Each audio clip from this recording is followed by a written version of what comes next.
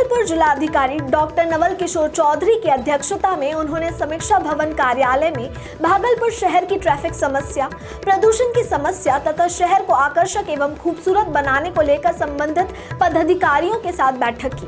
बैठक में उन्होंने नगर आयुक्त श्री नितिन कुमार सिंह को जल्द से जल्द नए बस पड़ाव का प्रारंभ करने, निर्माणाधीन भवनों को कवर करवाने, बालू गिट्टी एवं राख ढोने वाले वाहनों को ढककर ले जाने तथा शहर की सड़क की चौड़ाई को बढ़वाने के लिए पैदल चलने वाले पेवमेंट की डिजाइनिंग में सुधार करने के निर्देश दिए। बिजली विभाग के अभियंता को शहरी क्षेत्र के 9 किलोमीटर में बिजली के तार को 10 दिन में केबल में बदलने के निर्देश दिए। शहर को आकर्षक बनाने एवं सौंदर्यीकरण के लिए प्रकाश की व्यवस्था तथा शहर के मुख्य चौक चौराहों पर सरकारी योजनाओं की होर्डिंग लगवाने का निर्देश दिया गया।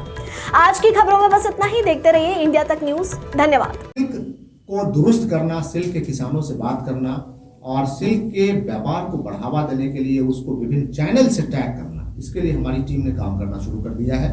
उसको डिफरेंट चैनल से, ताकि हमारे लोगों को जब तक उचित मूल्य नहीं मिलेगा तो हमारे लोग प्रॉस्पर नहीं हो सकते हैं, ग्रो नहीं कर सकते हैं। उचित वो है। दूसरी बात कि भागलपुर में जर्दालू आम है, कतरनी चावल है, इसके लिए भी मैं प्रयासरत हूँ। हमने टीम गठित किया है कि आप बात कीजिए कि जर्दालू आम को हम ऑनलाइन कैसे बेच सकते हैं, कतरनी चावल को हम कैसे बेच सकते हैं, यहाँ की ब्रांडिंग कैसे कर सकते हैं। तो ब्रांड भागलपुर के नाम से हम उसको डेवलप कराने के लिए हमने टीम को निर्देश दिया है कि आप डेवलप कराइए।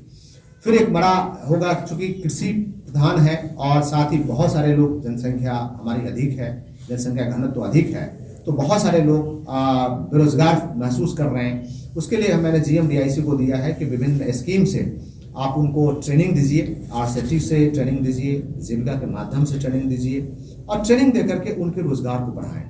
रोजगार के बढ़ाने में मैंने ये भी निर्देश दिया है, रोजगार को बढ़ाने में, कि जब आप पढ़ा रहे होते हैं तो कई बार होता है कि जो हमारा इंस्टीट्यूशन से लोग निकलते हैं, जैसे इंजीनियरिंग करके निकले या पॉलिटेक्निक करके निकला, ITI करके बच्चा निकला या अकाउंटेंसी पढ़ के निकला है या कॉमर्स पढ़ के निकला है, लेकिन वो तो इंस्टीट्यूट से निकला, लेकिन जो कंपनीज को जरूरत है, जो लोगों को जरूरत है, वो कुछ और जरूरत है, उसमें वैल्यू एडिशन की जरूरत है। उस वैल्यू एडिशन के लिए मैंने कहा है कि जो फिल इन द गैप्स, उस गैप को फुलफिल करो, उस गैप को फिल करो और उन लोगों को एक ब्रिज कोर्स कराने के लिए मैंने कहा कि एक ब्रिज कोर्स कराओ, ताकि लोगों को 15 दिनों का ब्रिज कोर्स करके हम एम्प्लॉयबल बना सके। तो इस दिशा में हमारी टीम काम कर रही है। निश्चित रूप से ये एक लॉन्ग स्टैंडिंग और लॉन्ग टर्म प्रोसेस है, थोड़ा समय लगेगा, लेकिन आप लोगों का फीडबैक की हमें ज़रूरत पड़ेगी, आप लोगों के सहयोग की ज़रूरत पड़ेगी, तो हम लोग बेहतर तरीके से इसको और संचालित करेंगे। सामाजिक सुरक्षा है, समाज कल्याण विभाग के द्वारा सामाजिक सुरक्षा की कई योजना चल रही है, तो उसमें जैसे विभिन्न पेंशन है, मुख्यमंत्री पेंशन पेंशन है, इंदिरा गांधी निःशक्ता पेंशन है, लक्ष्मीबाई पेंशन है, इंदिरा गांधी विधवा पेंशन है, इस प्रकार से कई पेंशन स्कीम है। हमने ब्लॉक में हमने निर्देश दिया है। साथ ही मैंने अपने विभिन्न चिकित्सकों के माध्यम से समस्त पदाधिकारियों को निर्देशित भी किया है कि जो कोई भी मेरे समय में डिले नहीं होना चाहिए, या तो काम करो या बाहर रहो, दो ही चीजें। काम तो करना पड़ेगा, नहीं है तो फिर बाहर रहेंगे। अननेसेसरी चीजें या जो इंटरेस्टेड लोग हैं, जो काम नहीं करना चाहते हैं, उनको उनके लिए जगह नहीं है। मेरे समय में मैंने स्पष्ट निर्देश दिया है कि जिन पे कार्रवाई करना है आप प्रॉपर ड्यू प्रोसेस को फॉलो कीजिए, लेकिन कार्रवाई इमीडिएटली कीजिए, ताकि अन्य लोग जो सोच रहे हो कि हमें काम नहीं करने की जरूरत होगी, उन लोगों के दिमाग पर भी असर हो और हमारे आम जनता को भी लगे कि सुविधाएं हमारे लिए खड़ी हैं।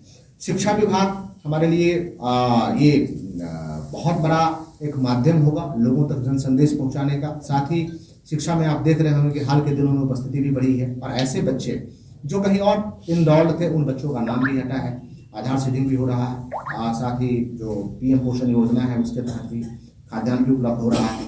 अब हमारे लिए बड़ा चैलेंज, दो चैलेंज है। एक बड़ा चैलेंज है कि शिक्षकों की उपस्थिति हो, शिक्षकों का जो प्रतिनियुक्ति है, प्रयास किया है, काफ़ी हद तक ठीक हुआ है। स्टैंड को हम लोगों ने बाहर किया है और कुछ जो सुधार की आवश्यकता है, जो आप लोगों को जागरूक करने के साथ ही कुछ लोगों पे कार्रवाई करने की आवश्यकता है। हम लोग इस दिशा में काम कर रहे हैं और लगातार प्रशासन काम कर रहा है।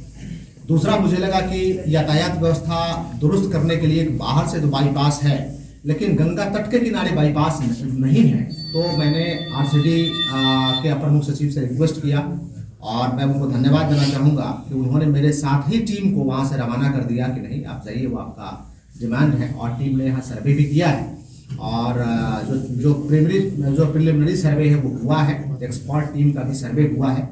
मुझे भरोसा है कि भागलपुर के नागरिकों को इसका लाभ जरूर मिलेगा।